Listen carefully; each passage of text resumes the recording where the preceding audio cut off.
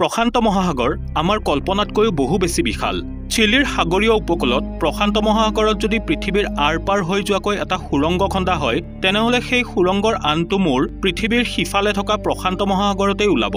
বিশেষকৈ পৃথিৱীত 5খন মহাসাগৰ আছে, আৰু এই 5খন মহাসাগৰৰ ভিতৰত প্ৰশান্ত মহাসাগৰক আটাইতকৈ ডাঙৰ বুলি কোৱা হয়। প্ৰশান্ত মহাসাগৰ ইমানেই বিশাল যে কোনোবা মানুহ যদি ইয়াত কিবা কাৰণত হেৰাই যায়, তেনেহ'লে তেওঁক বিচাৰি উলিওৱাটো প্ৰায় অসম্ভৱ।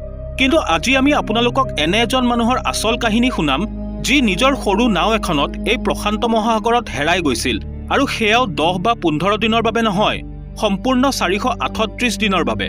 হয়, এই মানুহজনে নভবাকৈয়ে এনেকুৱা এটা ৱৰ্ল্ড ৰেকৰ্ড গঢ়ি পেলাইছিল, যি হয়তো কোনেও ভুলতেও ভাঙিবলৈ পচন্দ নকৰিব।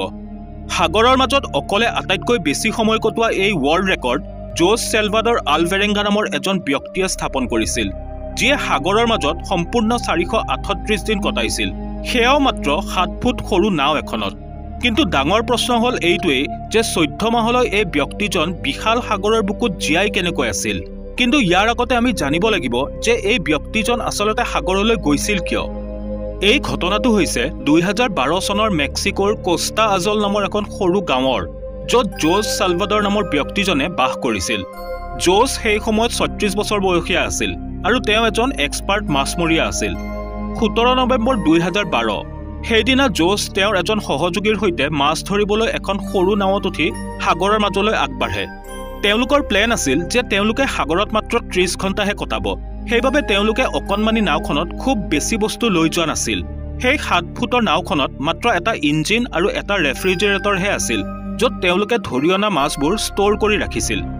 নিজৰ লগত মাত্ৰ এদিনৰ খাদ্য সামগ্ৰী লৈ যোৱা জোছে এই কথা হয়তো কল্পনাও কৰা নাছিল যে অহা 438 দিন তেওঁৰ জীৱনৰ আটাইতকৈ ভয়ানক দিন হ'বলৈ গৈ আছে। তেওঁ মেক্সিকোৰ সাগৰ তীৰৰ পৰা 120 কিলোমিটাৰ দূৰলৈ গৈ মাছ মৰা জালখন সাগৰত মেলি দিয়ে। কিন্তু ঠিক সেই সময়তে এক ভয়ংকৰ সাগৰীয় ধুমুহাই তেওঁক খেদি আহে।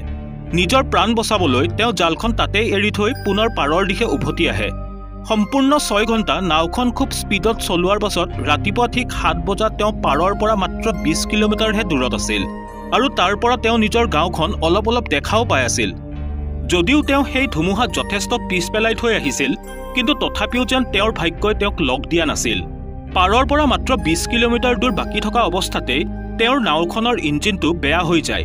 তেওঁৰ লগত কোনো সা সঁজুলিও নাছিল যে তেওঁ ইঞ্জিনটো কিবাকৈ মেৰামতি কৰি ল'ব, কিন্তু তেওঁৰ লগত এটা ৰেডিঅ' আছিল, যাৰ জৰিয়তে তেওঁৰ নিজৰ লোকেশ্যন কণ্ট্ৰল ৰুমলৈ পঠিয়ালে, আৰু কণ্ট্ৰল ৰুমৰ পৰা আহিবলগীয়া উত্তৰৰ অপেক্ষাত তেওঁ ৰৈ থাকিল।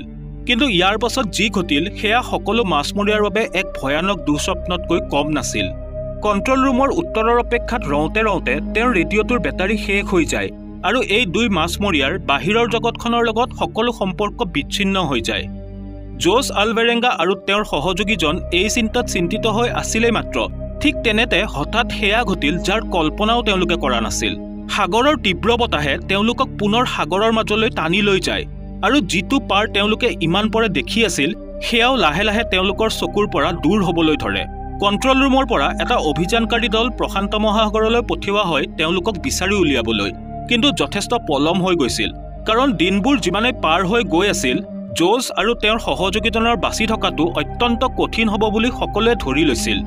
এই ঘটনাটো ঘটা 5 দিন পাৰ হৈ গৈছিল, আৰু বতাহে জোছৰ নাওখন পাৰৰ পৰা 450 কিলোমিটাৰ দূৰলৈ ঠেলি পঠিয়াইছিল। তেওঁলোক সাগৰৰ এনে এটা অংশত গৈ উপস্থিত হৈছিলগৈ য'ৰ পৰা চাৰিওফালে কেৱল পানীয়েই পানী দেখা পোৱা যায়। তেওঁলোকে জানিছিল যে তেওঁলোকৰ নাওখন ইমানেই সৰু যে দূৰৰ পৰা কোনেও ইয়াক দেখা নাপায়। সমস্যাটো হৈছে এয়ে যে না তেওঁলোকৰ ওচৰত ফ্লেয়াৰ গান আছিল, আৰু না তেওঁলোকে জুই জ্বলাই ধোঁৱাৰে ছিগনেল দিব পাৰে।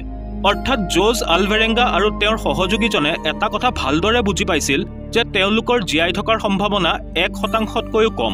যি খাদ্য সামগ্ৰী তেওঁলোকে লগত লৈ আহিছিল সেইবোৰ আগতেই শেষ হৈ গৈছিল। সেইবাবে পেট ভৰাবলৈ তেওঁলোকে নিজৰ হাতেৰে তেওঁলোকৰ নাৱত উৰি আহি বহা চৰাইবোৰ ধৰিবলৈ আৰম্ভ কৰে, আৰু নাওখনৰ আশে পাশে ঘূৰি ফুৰা মাছবোৰ ধৰি কেঁচাই কেঁচাই খাবলৈ ধৰে। সাগৰৰ নিমখীয়া পানী খালে মানুহৰ মৃত্যুও হ'ব পাৰে। সেইবাবে তেওঁলোকে বৰষুণৰ পানী সাগৰত উটি অহা প্লাষ্টিকৰ বটলবোৰত জমা কৰি খাবলৈ আৰম্ভ কৰে। কিন্তু যেতিয়া বৰষুণ কেইবাদিনো নাহে, তেতিয়া তেওঁলোকে নিজৰ পিয়াহ দূৰ কৰিবলৈ কাছ আৰু মাছৰ তেজ খাইছিল, আৰু সেয়াও তেতিয়াহে যেতিয়া তেওঁলোকে এইবোৰ ধৰিবলৈ সক্ষম হয়। দিনৰ পাছত দিন আৰু তাৰ পাছত মাহ পাৰ হ'বলৈ ধৰিলে। এওঁলোক দুজন যি মানসিক পৰিস্থিতিৰ মাজেৰে পাৰ হ'ব লগা হৈছিল সেয়া কল্পনা কৰাও আমাৰ বাবে অসম্ভৱ।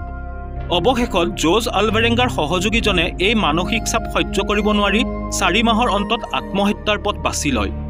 এতিয়া আৰু এই সৰু নাওখনত জৰ্জৰ লগত কথা পাতিবলৈ কোনো লগ নাছিল আৰু তেওঁ এই বিশাল সাগৰৰ মাজত অকলেই নিজৰ জীৱন সংগ্ৰাম চলাই যায়। মেক্সিকোৰ পৰা যাত্ৰা আৰম্ভ কৰা 6 মাহতকৈ অধিক সময় পাৰ হৈ গৈছিল আৰু ইয়াৰ মাজতেই জৰ্জে নিজৰ সহযোগীজনকো হেৰুৱাব লগা হৈছিল। সেইবাবে তেওঁ মানসিকভাৱে অত্যন্ত দুৰ্বল হৈ পৰিছিল। এদিন জৰ্জে দূৰ সাগৰত এখন কাৰ্গো জাহাজ আহি থকা দেখা পালে। যোৱা 6 মাহৰ ভিতৰত তেওঁ এখন প্ৰথম জাহাজ দেখা পালে আৰু এই দৃশ্য দেখাৰ লগে লগে তেওঁৰ জীয়াই থকাৰ আশা পুনৰ জাগি উঠে। জৰ্জে জাহাজখন ৰখাবলৈ সকলো ধৰণৰ ছিগনেল দিয়ে, কিন্তু দুৰ্ভাগ্যবশতঃ জাহাজখনৰ চালক আৰু কৰ্মচাৰীসকলে সেই সৰু নাওখন দেখাই নাপালে আৰু চাওঁতে চাওঁতে তেওঁৰ জীয়াই থকাৰ আশাত আকৌ এবাৰ চেঁচা পানী পৰে। এবাৰ ভাবি চাওকচোন, বিশাল সাগৰৰ মাজত প্ৰত্যেকটো দিন মৃত্যুৰ সৈতে যুঁজি যেতিয়া প্ৰাণ বচোৱাৰ এটা ক্ষীণ আশা দেখা পোৱা যায় আৰু হঠাৎ সেই আশা শেষ হৈ যায়, তেতিয়া কেনেকুৱা লাগিব? এনেদৰেই 11 মাহ পাৰ হৈ গ'ল। জৰ্জে ইতিমধ্যে নিজৰ সৰু নাওখনত প্ৰায় 8000 কিলোমিটাৰ যাত্ৰা কৰিছিল। তেওঁৰ কাপোৰ কানিবোৰো ফাটি চিটি নোহোৱা হৈ গৈছিল। অৱশেষত সেই দিনটো আহি পালে যেতিয়া ভাগ্যই জৰ্জক চকু মেলি চালে। 30 জানুৱাৰী 2014, অৰ্থাৎ সম্পূৰ্ণ 14 মাহৰ পাছত জৰ্জে আশে-পাশে পানীত নাৰিকল উপঙি থকা দেখা পালে। তেওঁ বুজিব পাৰিছিল যে ওচৰে পাজৰে নিশ্চয় কিবা আইলেণ্ড আছে, য'ৰ পৰা গছত লাগি থকা নাৰিকলবোৰ সৰি পানীত উটি আহিছে। কিছু সময় পাছত তেওঁ সঁচাকৈ এটা আইলেণ্ড দেখা পালে। তেওঁ ভয় খাইছিল যে জাহাজখনৰ দৰে এই আইলেণ্ডটো যদি তেওঁ হেৰুৱাব লগা হয়। সেইবাবে তেওঁ পলম নকৰি লগে লগে পানীত জঁপিয়াই দিয়ে আৰু সাঁতুৰি গৈ আইলেণ্ডটোত উপস্থিত হয়।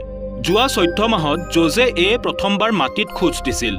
তেওঁ যেতিয়া আইলেণ্ডটোৰ ভিতৰলৈ সোমাই যায় তেতিয়া তেওঁ তাত এটা সৰু ঘৰ দেখা পায় আৰু ঘৰটোৰ ভিতৰত এজন স্থানীয় লোককো লগ পায়। এই আইলেণ্ডটোৰ নাম আছিল ইবন আইলেণ্ড আৰু এই আইলেণ্ডটো জৰ্জে 14 মাহ আগতে যাত্ৰা আৰম্ভ কৰা ঠাইখনৰ পৰা 11000 কিলোমিটাৰ দূৰত আছিল। জৰ্জৰ ভাগ্য ভাল আছিল যে তেওঁ যেনে তেনে আহি এই আইলেণ্ডটোত উপস্থিত হয়হি, কাৰণ কিবা কাৰণত যদি তেওঁ এই সুযোগ হেৰুৱালে হয় তেনেহ'লে হয়তো তেওঁৰ নেক্সট ষ্টপ ফিলিপাইনছ হ'ল হয়, যি এই আইলেণ্ডটোতকৈও আৰু 5000 কিলোমিটাৰ দূৰত। ইয়াৰ পৰা জৰ্জক নিজৰ ঘৰলৈ পঠিয়াই দিয়া হ'ল। তাৰ পৰা উভতি আহি জৰ্জে 438 ডেজ নামৰ এখন কিতাপ পাব্লিছ কৰে। কিন্তু জৰ্জৰ দুৰ্ভাগ্যই যেন তেওঁৰ লগ এৰিব খোজা নাছিল, কাৰণ জৰ্জৰ ওপৰত তেওঁৰ সহযোগীজনক হত্যা কৰাৰ অভিযোগত কেছ দিয়া হয়, কিন্তু জৰ্জৰ মতে তেওঁ আত্মহত্যাহে কৰিছিল। তেনেহ'লে বন্ধুসকল, আশা কৰিছোঁ এডিচি নলেজ হবৰ এই ভিডিঅ'টো চাই আপোনালোকে ভাল পালে। ভিডিঅ'টো চাই যদি ভাল পালে তেনেহ'লে অনুগ্ৰহ কৰি লাইক আৰু শ্বেয়াৰ নিশ্চয় কৰিব আৰু লগতে চেনেলটো ছাবস্ক্ৰাইব কৰি বেল আইকনটো প্ৰেছ কৰিবলৈ নাপাহৰিব। মই পুনৰ আহিম আপোনালোকৰ ওচৰলৈ আৰু এটি ইণ্টাৰেষ্টিং টপিক লৈ। তেতিয়ালৈ আহিছোঁ, ধন্যবাদ।